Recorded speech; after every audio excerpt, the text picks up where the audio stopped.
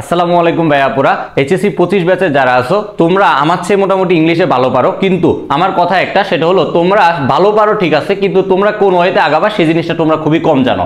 এখন আজকে তোমাদের এই ফুল ভিডিওটা লাস্ট পর্যন্ত দেখবা, তাহলে ইংলিশ ফার্স্ট পেপারে তুমি কিভাবে পরীক্ষার আগে প্রিপারেশন নেবা এবং কোন কোনগুলো প্যাসেজের উপর, কোন আনসিন প্যাসেজ, কোনটা সিন প্যাসেজ, কোনটা রিয়ারেন্স, কোনটাদের জন্য তোমার সবচেয়ে বেশি জোর দিতে হবে সেই জিনিসটা তোমরা এখান থেকে জেনে যাবা।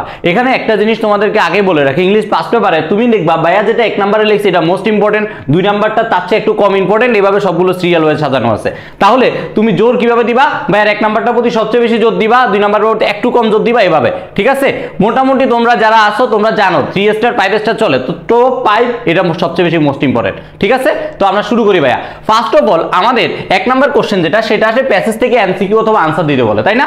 এটার জন্য ভাইয়া টোটাল তোমাদেরকে 10টা সিন প্যাসেজের এখানে লিস্ট করে দিলাম। এই 10টা সিন প্যাসেজের মধ্যে ভাইয়া তারপরে একটু পড়ে শোনাই যে কোনটা আসলে এইবারের জন্য সবচেয়ে বেশি ইম্পর্টেন্ট, যে কোনো বোর্ডে পাইতে পারো। দেখো ভাইয়া, ফার্স্ট অফ অল ভাইয়া তোমাদেরকে পিডিএফটা দিয়ে দিব, কারণ কি এই পুরো জিনিসটা হয়তো তোমাদের ভাইয়ার কথা বা বোর্ডের স্ক্রিনশট নিয়ে একটু প্যারা হয়ে যেতে পারে। ভাইয়া তোমাদেরকে আজকে এটার পিডিএফ কিন্তু প্রোভাইড করে দিব।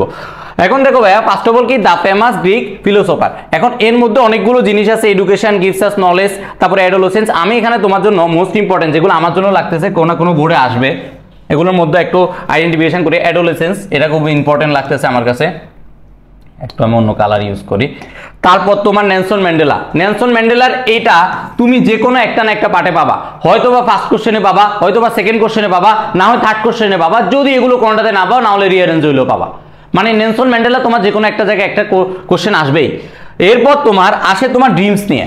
যাদের দেখবা ড্রিমস নিয়ে যদি ফার্স্ট কোশ্চেনে না আসে সেকেন্ড কোশ্চেনে পাবা, সেকেন্ড কোশ্চেনে না আসলে থার্ড কোশ্চেনে পাবা, না হলে রিয়ারেন্সে পাবা। এগুলো এমন একটা টপিকস যেগুলো সবসময় পরীক্ষা করো না কোশ্চেন টাস্ক করবেই। ঠিক আছে, এটা হলো ড্রিমস। দেখো এটা।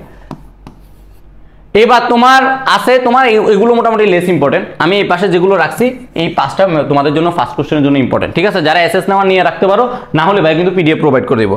এবার আসো 2 নাম্বারের ক্ষেত্রে। 2 নাম্বারটা আমার কি আসে, প্যাসেজ থেকে ফ্লোচার্ট অথবা ইনফরমেশন ট্রান্সফার করতে বলে, তাই না? এখন এটাও তোমার সিন প্যাসেজ। ভাই চাইলেও তোমাদেরকে সবগুলো সিন প্যাসেজ একসাথে করে দিতে পারতাম, কিন্তু এই 2 নাম্বার কোশ্চেনের জন্য যেগুলো সবসময় পরীক্ষা আসে এবং মোস্ট ইম্পর্টেন্ট যেগুলো, সেগুলো এখানে দিয়ে দিছি। এডুকেশন নিয়ে আসে, তারপরে ডেপ্থ অফ থিঙ্কিং ডিপলি আসে, তারপরে হয়নি গার্লস। এই দেখো এখানেও ড্রিমস কিন্তু আছে। তুমি যদি ফার্স্ট কোশ্চেনে ড্রিমসটা না আসে, তুমি দেখবা সেকেন্ড কোশ্চেনে ড্রিমস নিয়ে কোনো কোশ্চেন আসবেই। এবার এইদিকেও আছে তোমার এই যে নেলসন ম্যান্ডেলা। দেখছো, মানে তোমার ফার্স্ট কোশ্চেন সেকেন্ড কোশ্চেন, এই কথাটা আমি বারবার বলতেছি, তারপরে মাথার মধ্যে একটু গাইজা ফেলো যে ভাইয়া বারবার বলতেছে মানে এটা আসবেই কোনো না কোনো কোশ্চেনে। তারপরে টাইম অফ দ্য অ্যাডোলেসেন্স। দেখছো অ্যাডোলেসেন্সের কোশ্চেনটা বলছি, ওইটা এই জায়গায় আসতেছে। তারপরে মেডিটেশন, এখানে নতুন অ্যাড হয়েছে, এটা এগুলোর মোটামুটি নতুন অ্যাড হয়েছে। ঠিক আছে, এই 2 নাম্বার কোশ্চেনের জন্য। তারপর হলো তোমার 3 নাম্বার কোশ্চেন, সামারি অথবা টেক্সট। এখান থেকে সামারি লিখতে বলে। ভাই এই জায়গায় টোটাল 5টা বলছি, এই জায়গাটা যেটা আছে এই জায়গাটার মধ্যে তোমরা একটা জিনিস মাথায় রাখবা, সেটা হলো ফার্স্ট অফ অল এই 3 নাম্বার কোশ্চেনটার মধ্যে তোমাদের কিছু ক্রিয়েটিভিটি খাওয়া রাখতে হবে। তোমাকে একটা প্যাসেজ দিয়ে দিবে, কিন্তু তুমি যদি ওই প্যাসেজটা ফুললি ওই জায়গা থেকে দেখে দেখে লিখে ফেলো তাহলে কিন্তু হবে না। তোমাকে ওই প্যাসেজটা পড়ে তারপর ক্রিয়েটিভিটি তোমার মাথা একটু খাটাইতে হবে, এই জায়গায় মাথা খাটায় তারপর লিখবা। এটা হলো 3 নাম্বারের জন্য, এটাও তোমার সিনে আসবে। ঠিক আছে, মোটামুটি। এবার আসো তোমার 4 নাম্বার কোশ্চেন। এই জায়গায় আসছে আনসিন। ভাইয়া আনসিন প্যাসেজ, তারপরেও তোমাদেরকে ভাই একটা সাজেশন প্রোভাইড করে দিচ্ছি এই জায়গায় যে এইগুলো মোটামুটি তোমার জন্য মোস্ট ইম্পর্টেন্ট। এই 9টা তুমি দেখো। ফার্স্টে এডুকেশন ইজ এ প্রসেস। ভাই এটা একটা আনসিন প্যাসেজ। তোমরা এগুলো কোথায় পাবা ভাইয়া? তোমাদের মোটামুটি টেস্ট পেপার আছে, যাদের কাছে নবদূত বইটা আছে বা আদার্স যে কোনো বইয়ে তুমি টেস্ট পেপার তুমি কিনছো, বা তোমার কাছে মডেল টেস্ট আছে অথবা মেডিজি আছে, যেটাই থাকুক না কেন, তুমি ওই বই থেকে যে তুমি এগুলো সলভ করা শিখে যাবা। এগুলো কি এই প্যাসেজগুলো পেয়ে যাবা সবগুলো। ঠিক আছে, 4 নাম্বার কোশ্চেনে যাইলে দেখবা কোনো না কোনো জায়গায় এই কোশ্চেনগুলো পাচ্ছ, একটু বাইরের জন্য একটু কষ্ট করে এগুলো একটু দেখা পেলবা। এডুকেশন ইজ এ প্রসেস ভাই, অথবা education is one of the basic. তারপরে হলো মেনি ডিজিজ, রোগের সম্বন্ধে আসে। তারপরে ম্যাটার অফ গ্রেট কনসার্ন, তারপরে blind people can not hospitality, তারপরে every year millions of people. এগুলো মোটামুটি তুমি দেখবে এগুলো প্যাসেজগুলো সবগুলো প্রথম লাইনটা ভাই এখানে লিখে দিছি। তারপরে ফুড নিয়ে, তারপর তোমার মেন্স ডিগনিটি, তারপরে টু ফিমেল এডুকেশন সম্বন্ধে। ফিমেল এডুকেশনটা আমার কেন জানি প্যারাগ্রাফের জন্য অনেক বেশি ইম্পর্টেন্ট, তোমরা মোটামুটি লাস্টের দিকে দেখতে পারবা। ঠিক আছে, এবার হলো তোমার এই যে আনসিন প্যাসেজের উপর কোশ্চেন নাম্বার 5 কি আছে এখানে দেখো, দ্য প্রসেস অফ গ্লোবালাইজেশন। এগুলো আনসিন প্যাসেজ, আমি এখানে 8টা দিছি, 8টা কিন্তু দেখে যেতে হবে। তারপরে কি sincerity is the best way of, তারপরে dream is a series of thought, তারপরে the proper way of study, এগুলো মোটামুটি এখানে 8টা দেওয়া আছে, ঠিক আছে? এই 8টা তোমরা মোটামুটি এই জায়গা থেকে দেখে যাবা। কোশ্চেন নাম্বার 5 এর জন্য আমার কোশ্চেন নাম্বার 6 হলো রিয়ারেন্স। ভাইয়া রিয়ারেন্সের ক্ষেত্রে তুমি সবসময় একটা জিনিস মাথায় রাখবা, যদি তোমার রিয়ারেন্স ভুল হয়ে যায় ভাইয়া, তাহলে কিন্তু পরীক্ষা মার্ক তোমার মিস হয়ে যাবে। এবং এটা একটা জিনিস যেখানে তুমি কাটা কাটা মার্ক তুলতে পারবা। রিয়ারেন্স মোটামুটি আমাদের বেশ কিছু টাইপে যদি তুমি বিগত বছরে সলভ করো, ওই জায়গা থেকে কমন চলে আসে, অথবা তুমি যারা স্টোরি পড়াশোনা করছো স্টোরি থেকে দেখবা রিয়ারেন্সটা চলে আসছে। তো রিয়ারেন্সের জন্য ভাইয়া এখানে তোমাদের জন্য 10টা দিয়ে রিয়ারেন্স দিয়ে রাখছি, এই 10টা রিয়ারেন্স দেখে যেতে পারো। এবং রিয়ারেন্সের মধ্যে মানুষের ইতিহাসগুলো সবাই আসতে পারে, যেমন কি কাজী নজরুল ইসলাম, তারপর দেখো তোমার নেলসন ম্যান্ডেলা, রবীন্দ্রনাথ ঠাকুর, তারপরে এই জায়গায় তোমার আর আছে, তারপরে অ্যারিস্টটল, তারপরে তোমার দাস সুলতান, তারপরে নাসিরউদ্দিন হুজা। মোটামুটি দেখো 1 2 3 4টা 5টা 6টা আমি 10টার মধ্যে 6টাই তোমার এই জায়গায় দিছি। তারপরে ফক্স অ্যান্ড গ্র্যাপস, তারপরে ল্যাড অ্যান্ড টিচার, তারপরে তোমার আছে কি the master and his cook. তো মোটামুটি যা কিং অ্যান্ড স্টোজার, এবং এখানে মোটামুটি এই 10টা রিয়ারেন্স তোমাদেরকে দিছি। রিয়ারেন্স লেখার নিয়ম কিভাবে লিখবা, রিয়ারেন্স লেখার নিয়মটা ভাইয়া তোমাদেরকে একটু দেখাই দিই। প্রথমে একটা বক্স করবা, ঠিক আছে? একটা বক্স করবা, বক্স করে তোমার এভাবে লিখবা, বক্স করে মনে করো 10টা আসছে, এবার বক্স করবে, এটা 1 নাম্বার, এটা 2, এটা 3, এটা 4, এটা 5, এটা 6, এটা 7, এভাবে 8 9 10 দিয়ে মনে করো এটা সি হইলো, সি দিবা, তারপর ডি, তারপরে এফ, তারপরে এ, তারপরে বি, এভাবে প্রথমে রিয়ারেন্সের জন্য এভাবে একটা চক করবা, চক করে দিবা, তারপরে যা তুমি বাকি জিনিসটা লিখতে থাকবা। মানে যেটা তোমার এই 1 নম্বরে যেটা আসছে এটা তুমি 1 নাম্বার দিয়ে লিখবা, ওকে? 2 নাম্বার যেটা আসছে এটা তুমি 2 নম্বরে লিখবা, ডি যেটা আসছে এটা, এভাবে সিরিয়াল ওয়াইজ রিয়ারেন্সটা লিখবা। এভাবে যদি তুমি লিখতে পারো রিয়ারেন্সে, তাহলে তুমি পূর্ণ মার্কটা গ্যাপ করতে পারবা, ওকে? লেটস গো আমরা সামনের দিকে আগে। এবার আমার হলো গ্রাফ এন্ড পাই চার্টের ক্ষেত্রে এই জায়গায় সবচেয়ে বেশি ক্রিয়েটিভিটি তুমি প্রদান করতে পারবা, এই জায়গায় সবচেয়ে বেশি মার্ক তুমি গেট করার জিনিস। কারণ হলো এই জায়গাটা টিচার তোমাকে বুঝতে পারবে যে তুমি কতটুকু তোমার মধ্যে আছে জিনিসটা, ঠিক আছে? এখন তুমি দেখো এখানে কিছু কিছু কিওয়ার্ড ইউজ করতে হয়, যেমন কি দেখো ইনক্রিজিং, ইনক্রিজ আছে, তোমার ডিক্রিজ আছে, ক্রিস্টাল ক্লিয়ার।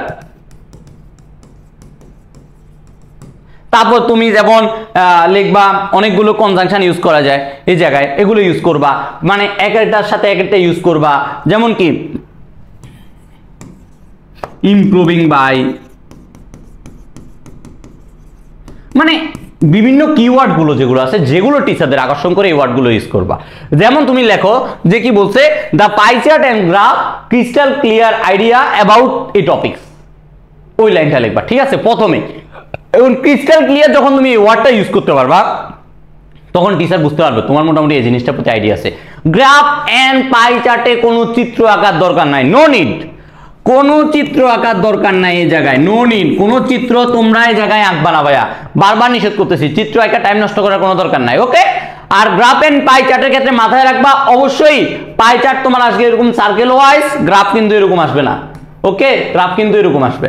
এখন তুমি যদি এই পাই চার্ট এবং গ্রাফ তুমি যখন লিখবা যে দা পাই চার্ট শোস, এই জায়গায় তুমি ভুলে গ্রাফ লিখে দিও না, কারণ আমাদের পরীক্ষা বেশিরভাগ টাইমে আমরা গ্রাফ লিখে চলে যাই। পাই চার্ট গোল আর গ্রাফ হলো এরকম, এই জিনিসটা ভুল করা যাবে না, ওকে? তাহলে এই জায়গায় তোমার গ্রাফের জন্য পাই চার্টের জন্য কোনটা ইম্পর্টেন্ট, মোবাইল আর ইন্টারনেট ইউজার্স, তারপর time allocation of daily work, এটা তোমার পাই চার্টের ক্ষেত্রে বেশি আসে।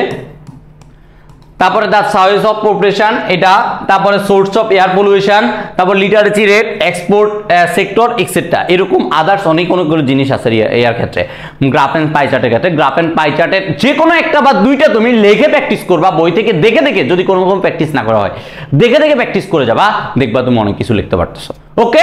কিওয়ার্ড গুলো ওই জায়গা থেকে গ্র্যাব করবা, তারপর পরীক্ষার খাতায় লিখে দিবা, ওকে? ইংলিশ পরীক্ষাটা পুরাটাই ভাইয়া আমি মনে করি এত হার্ড না, যদি না তোমাদের মোটামুটি আইডিয়া থাকে এবং এই সাজেশনের মধ্যে ভাইয়া যেগুলো প্রোভাইড করছে এগুলো যদি তুমি দেখতে পারো 100% ইনশাআল্লাহ তুমি ইংলিশ পাস পেপারে এ প্লাস মার্ক গ্রেড করতে পারবা, আমার বিশ্বাস। এবার হলো আমার স্টোরি, স্টোরি যেটা, এটার মধ্যে দেখো আমাদের মোটামুটি অ্যাজ ইউজুয়াল যেগুলো আসে এগুলোই দেখো, দ্য গ্রেডি ফার্মার, তারপরে বায়োলজি, তারপরে দ্যাট অফ অ্যান আর্ট, তারপরে a selfish grain, A police crow, এরপরে আসে তোমার what is play to one is death, তারপর আছে তোমার money can not bring happiness, লাস্টে আছে তোমার শেখ চাঁদি, তারপর হনেস্ট উড কাটার অনেক আসছে, এখন একটু কম আসে, যেগুলো দেখবে দ্য গ্রেডি পার্মার, এটাও অনেক লেস ইম্পর্টেন্ট। তারপর আমার কেন জানি মনে হচ্ছে এবারের জন্য একটু ইম্পর্টেন্ট। ওকে, এবার আসো তোমার দা সিনসিয়ারিটি অ্যান্ড হার্ডওয়ার্ক।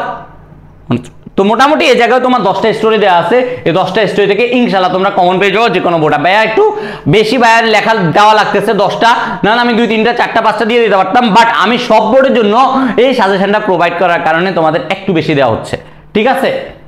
এবার আসো তোমার আমার 9 ইনফর্মাল লেটার। এটা মোটামুটি যারা ইনফর্মাল লেটার কখনো লেখো নাই তাদের উচিত অবশ্যই ইনফর্মাল লেটারটা ভালো করে লেখা, এবং ইনফর্মাল লেটারে যদি তোমাকে প্রিভিয়াস কোনো রেকর্ড লিখতে বলে তাহলে ওই ডেট দেওয়া যাবে না, যে ডেটে তুমি পরীক্ষা দিচ্ছ ওই ডেটটা লেখা যাবে না। ওকে, আর ইনফর্মাল লেটার লেখার কিছু নিয়ম আছে, ওই নিয়মটা অবশ্যই তোমরা যাদের কাছে যে কোনো বই আছে ওই বই থেকে একবার দেখে নিবা।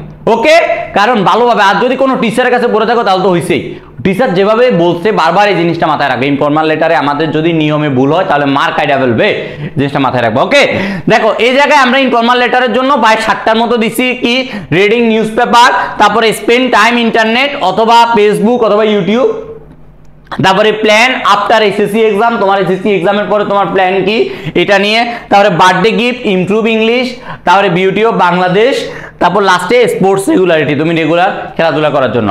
মোটামুটি ভাইয়াদের এই জায়গায় ইংলিশ পাস পেপারের প্রায় 9টা কোশ্চেন, মানে প্রায় 9টার মতো ভাইয়াদের দেওয়া শেষ, ইনফর্মাল লেটার মতো ভাইয়াদের দেওয়া শেষ।